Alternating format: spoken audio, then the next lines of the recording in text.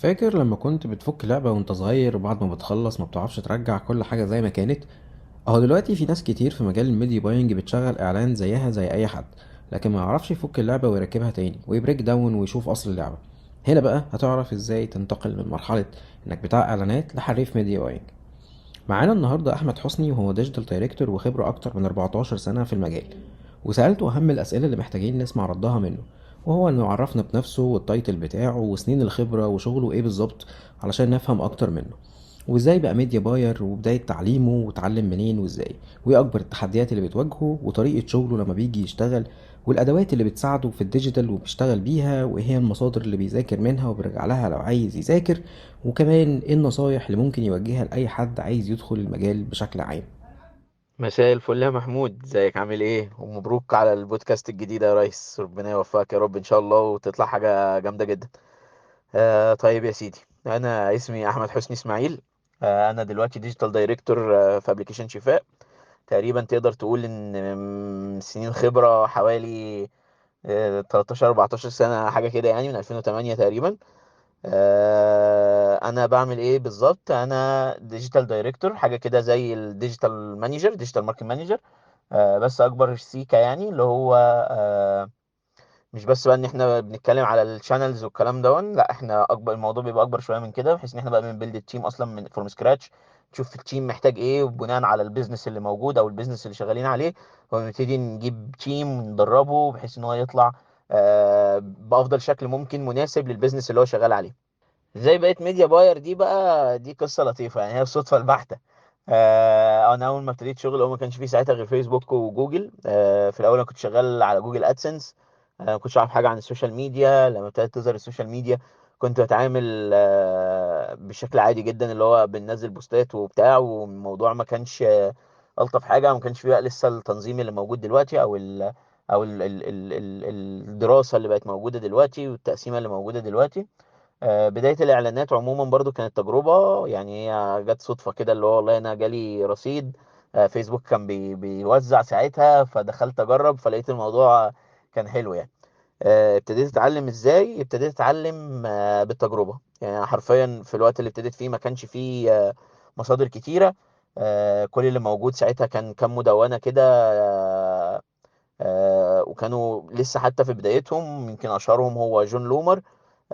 كان هو اكتر واحد بيتكلم دايما عن فيسبوك ادز والابديتس بتاعتها.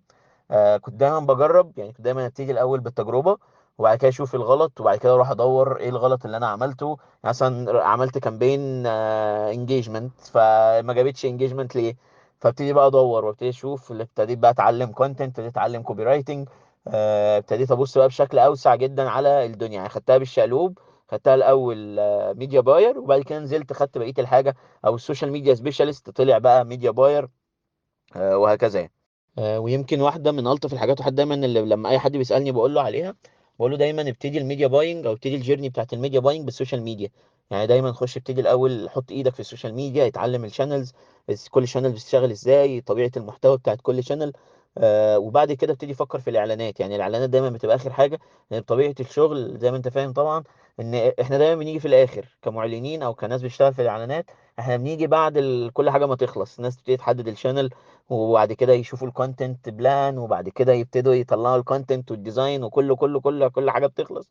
وبعد كده يقول لك ايه، طب خد بقى طلع لي والنبي الاعلان ده. فبطبيعه الحال لو انا مش فاهم كل اللي قبلي كان بيعمل ايه، انا مش هبقى عارف، اللي هو تولر، حد بيخش ياخد الحاجه اللي جات له يحطها في البلاتفورم اللي شغال عليها، ويدوس على شويه زراير، وبارك الله فيما رزق.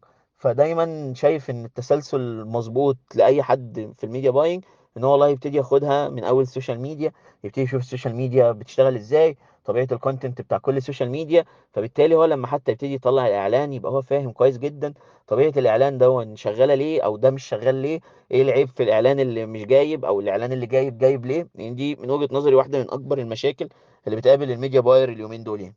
اكبر تحدي لحد النهارده، يعني اي كامبين حرفيا بطلعها، سواء انا اللي مطلعها او التيم مطلعها او ايا كان مين اللي مطلعها، دايما اكبر تحدي بيقابلني هو اول بيرشيس او اول اكشن يعني. الفكره ان اول اكشن بالنسبه لي هو فاليديشن لكل حاجه حصلت. يعني من اول ما ابتدينا نسيت اب الفانل بتاعتنا والكونتنت والكرييتيف واصلا اختيارنا للشانل، بيبقى هو ده التحدي الاساسي بالنسبه لي، اللي هو انا عايز اول كونفرجن او اول اكشن، بحيث ان خلاص هبتدي بقى ارتاح انا واطمن ان الفانل بتاعتي ماشيه تمام، مفيش اي مشاكل، لاندنج بيج مش واقعه، الترافيك مش ضارب، فاهم؟ فاللي هو ايه، مستني دايما اول كونفرجن فعلا يطلع، هو ده بالنسبه لي الفاليديشن بتاع ان كل حاجه الى حد ما تمام، مفيش اي مشاكل ممكن تقابل الكامبين، غير المشاكل بقى العاديه بتاعت الكامبين مش شغاله ليه بعد كده. بس دايما ببقى مستني اول اكشن عشان اطمن واحس ان ايه، الكامبين طلعت يعني. طيب، اول حاجه بعملها في اي كامبين دايما هي البرين ستورمنج. يعني لازم التيم كله يبقى قاعد، كلنا نبقى قاعدين من اول السوشيال ميديا سبيشالست لحد الميديا باينج، وكلنا نقعد نتكلم، لازم نقعد نتكلم كده نشوف ايه هيروح فين من اول الشانل اللي مختارينها هنشتغل عليها، الكونتنت اللي هيطلع عليه عامل ازاي. لازم الميديا باير يكون ليه رأي في كل دون من اول الشانل، هو حتى يقول لنا هنشتغل عليها ليه او هنشتغل عليها ازاي، بناء طبعا على الارقام اللي هو بيبقى عارفها، عارف بقى اليوز السيجمنت اللي احنا اخترناها دي موجودة ولا مش موجودة. فبالتالي هو لازم يكون مشارك معانا، او يعني مشارك في بدايه اصلا صنع الكامبين. تاني حاجه بعد كده على طول بنبتدي نتكلم في السيجمنتيشن، والله احنا مين الاودينس بتاعنا، ومين اللي عايزين نتارجته، او مين اللي هنبتدي نتكلم معاه. وده بياخدنا بعديها بقى للنقطه اللي هو هنكلمه ازاي. فبنتفق برضو كلنا، حتى يعني من اول السوشيال ميديا لحد الميديا باير، كلنا نبقى متفقين والله ان الناس الفلانيه هنكلمهم بالطريقه الفلانيه على الشانل الفلانيه في الوقت الفلاني. فبالتالي عارف هي بتبقى ايه، مجموعة كده من الخطوات بنمشيها بالتناوب، واحد ورا التاني كده بيبتدي يقول رأيه، وبالتالي بنبتدي نفاينلايز شكل الكامبين. يعني شكل الكامبين كده والله، الراجل بتاع الكونتنت بيقول انا هطلع الكونتنت بالطريقه الفلانيه، الراجل بتاع الميديا باير هيقول لك والله ماشي، احنا لو عملناه فيديو فيشتغل على يوتيوب هيبقى افضل من ان احنا نشتغله كونتنت تكست ونبتدي ننزله على السوشيال على فيسبوك مثلا. فبالتالي لما بنبتدي نعمل الخطوات دي بتطلع كامبين كامله متكامله، عارف اللي هي ايه، ويل ستراكتشرد. فبالتالي كل واحد بيبقى حرفيا عارف هو هيعملها امتى وهيعملها ازاي، وكله بيسنك مع كله. يعني الكونتنت عارف ان ده اللي هينزل في الوقت الفلاني، فبالتالي هو شايف الخطوات اللي هيعملها ومين اللي بعديها يستلم، والميديا باير مستني حاجات معينة تخلص علشان هو يبتدي، وهكذا. دي بالنسبة لي الطريقة اللي أنا يعني برتاح في الشغل جدا فيها، ودايما بحاول أطبقها في كل الشغل بتاعي يعني. طيب بص، هو أنا مش من هواة الأدوات قوي، يعني أنا مش للأسف برضه لما ابتديت ما كانش فيه أدوات كتير زي دلوقتي. بس يعني غالبا يعني هو الإكسل، يعني يمكن واحدة من ألطف التولز اللي يعني دايما بحاول أنمي مهاراتي فيها بغض النظر عن أي حاجة، لأن الإكسل هو بيبقى إيدي ورجلي في حاجات كتير جدا، من اول اصلا وانا بسيت اب البادجت او بشوف البادجت الوكيشن بتاعي هيمشي ازاي. فدايما بشتغل اكسل. طبعا في تولز مخصوص بقى للموبايل وللحاجات دي، بس يعني مش يعني خلينا ما نتكلمش فيها دلوقتي، ممكن نبقى نظبط لها سيشن بقى انا وانت كده ونظبطها. بس طبعا التولز التانية هي التولز بقى بتاعت الريبورتنج عموما، يعني زي مثلا سوشيال بيكر تول عظيمه جدا، بالذات في الحته بتاعت الريبورتنج، بتطلع ريبورتات عظيمه جدا. في برضه تول تانية هوت سوت يمكن كنت استخدمها اكتر كسوشيال ميديا، علشان حته ان كنت بنضيف فيها الشانلز اللي شغالين عليها كلها، ونشوف الكونتنت والسكادجولينج بتاع الكونتنت والمونترنج والكلام ده. فكانت برضو واحده من التولز اللطيفه اللي بعتمد عليها جدا في الشغل، وبرضو هي بتطلع ريبورتات للاعلانات. الاثنين يعني سوشيال بيكر وهوت سوت الاثنين لطاف جدا في الحته دي، ودول يعتبروا الحاجات الاساسيه. طبعا في حاجات جديده بس انا قديم شويه، فمش متابع بصراحه كل الترندات اللي طالعه في الديجيتال او في الميديا باينج. بس غالبا هو اكسل اللي هو رقم واحد بالنسبه لي، اللي هو قبل اصلا ما ابتدي الكامبين بفتح اكسل اقعد العب في شويه ارقام كده لحد ما اشوف هعمل ايه بالظبط يعني. اهم المصادر اللي بذاكر منها دلوقتي هي المصادر بتاعت كل شانل. يعني فيسبوك عامل بلو برنت، جوجل عامله الاكاديمي بتاعتها، سناب شات برضو بيعمل توتوريالز. كل تول النهارده دلوقتي بقت تعمل الحاجات بتاعتها. بحكم الحنين للماضي دايما برجع للمدونة بتاعت جون لومار. وطبعا انا زي ما قلت لك انا بتست الاول، او انا ببتدي اشتغل الاول، يعني حتى لما بقى فيها اي ابديت جديده في اي شانل، قبل حتى ما بخش اقرا عنها بخش العب انا فيها شويه.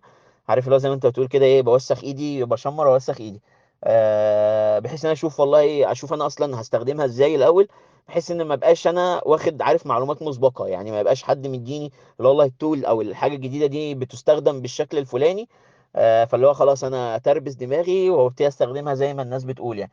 فدايما بحب اتست الاول او اشوف الدنيا ممكن تمشي ازاي، اشوف ازاي هستخدمها في شغلي، او هل هتبقى مناسبه اصلا للبيزنس اللي شغال عليه في الفتره دي ولا لا. وبالتالي ببتدي اشوف بقى المصادر اتكلمت عنها وقالت ايه، وهكذا. يمكن اخر حاجه مثلا كانت اللي هي الابديت بتاع اي او اس 14. برضو يعني حاولت اسطبه الاول، وطبعا مشيت في الخطوات والمش عارف ايه وبتاع، وبعد ما عملت كل ده وانا خربت الدنيا، رحت رايح بقى شايف المدونات بتقول ايه، وبرضو كان اهمهم جون لومار بالنسبه لي. دخلت بصيت كده وشفت كان بيقول ايه، ولقيت ان في حاجات أنا عملتها صح وحاجات عملتها غلط، فرحت راجع بقى عايد السايكل تاني يعني. طيب لو هنصح النهارده حد في الميديا باينج او حد حابب يدخل المجال حتى، هقول له ما تبقاش تولر، يعني دايما بص على الشانل نفسها اللي انت شغال عليها، يعني مش بس حتى الداشبورد، يعني مش مثلا لو انت شغال على فيسبوك مش شغلك مش هيبقى هو الداشبورد بس بتاعت اعلانات فيسبوك، ولان هي في الاول وفي الاخر فعلا هي شويه زراير، يعني انت شويه زراير بتخش تدوسهم او شويه اختيارات بتقعد تدوس عليهم، بس ورا كل اختيار من دول قصة، يعني ورا كل حاجة او كل انترست او كل اوبشن بتختاره بيبقى ليه وراه قصة تانية ملنكة مع حد تاني.